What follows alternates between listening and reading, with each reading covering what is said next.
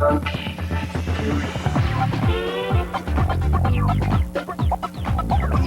welcome back to the Screensavers. I'm Martin Sargent. Coming up later in the show, we're giving away a Gateway computer, so make sure to keep watching the show closely so you can answer the question right. Just listen. It'll be simple. And in this half hour, Patrick answers your basic computer questions in the boot camp segment. And I have a site for you that we let you see what other people have accomplished by the time they were your age. Let you feel lousy about yourself, basically. All right, coming up next is Dick DeBartolo. He is the head writer of Mad magazine. Last time he joined us, he told us about some tasty gadgets that he saw at the gourmet food show. Today he's going to tell us about some things he found at the marine show. Welcome back to the Screensavers, Skipper. Hey, thanks, and ahoy, Martin. I do have some neat stuff from the Marine Accessory Show. This little guy is called Strike Alert, and it is your personal lightning detector. Has two antennas with it. It measures electromagnetic energy, and then there's a little database in there. It analyzes the data, and up on top, it won't work indoors, but there's a bunch of LEDs. It tells you how far away the storm is and whether the storm is approaching you or leaving you. And it's neat. That's a little bit more accurate than counting 1 Mississippi, 2 Mississippi after you hear the thunderclap, right? I think, and it has lights too, which we love. So before we go on, Dick, are you a sailor yourself? I'm a power boater. I live in New York City. I've never owned a car in my life. I'm on my 26th boat, and I also write a monthly column for Powerboat magazine. So I'm an avid boater. So you write for both Mad magazine and Power Boater magazine. Exactly. 26 boats. My God. What's the next one you got there? Okay, this guy is called the MOB watch, Man Overboard watch.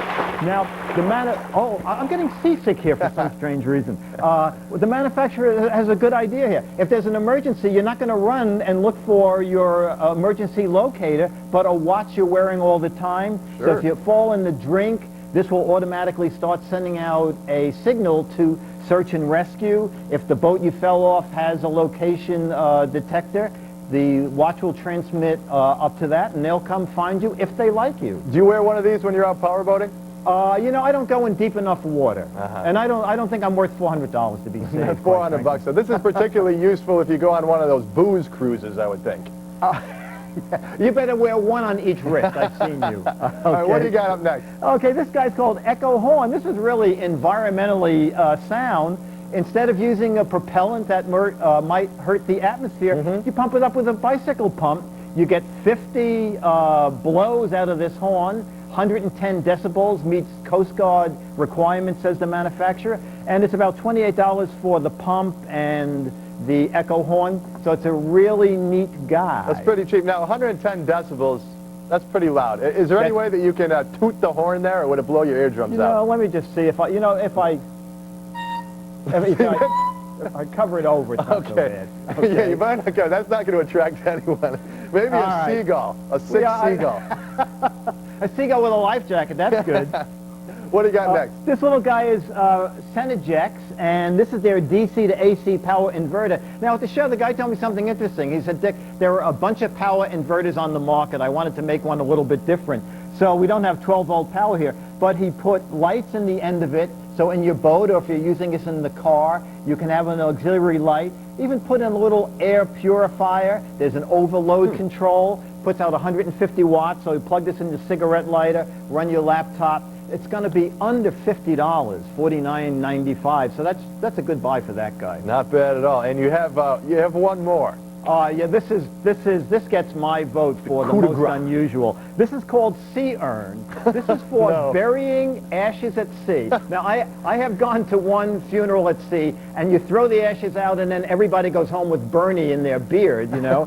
So what you do, you put the ashes in here, you throw this over, and it takes a couple of minutes, and it's biodegradable, and then you have a decent burial. The guy told me that they went through all sorts of approval, so it's non-toxic and non-polluting, but it dissolves, and you've had a nice transition into his final resting place. And that guy, it's called Sea Urn. It's about $140. I like that. That is much classier than just throwing Bernie's ashes overboard. Yeah, absolutely. We'll watch it, let it drift away into the sunset and slowly sink.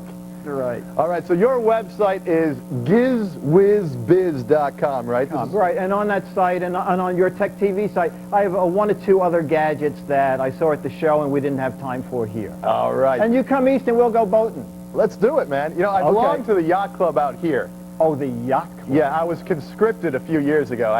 So I literally belong to them. You know, it's kind of like indentured servitude. All right, Hey, well, you'll have to get on a little power boat with me, pal. all right, man. Definitely when I'm in New York. Thanks a lot, Dick. Always Thank a you, pleasure. Martin. That was Dick DeBartolo. He's the head writer for Mad magazine.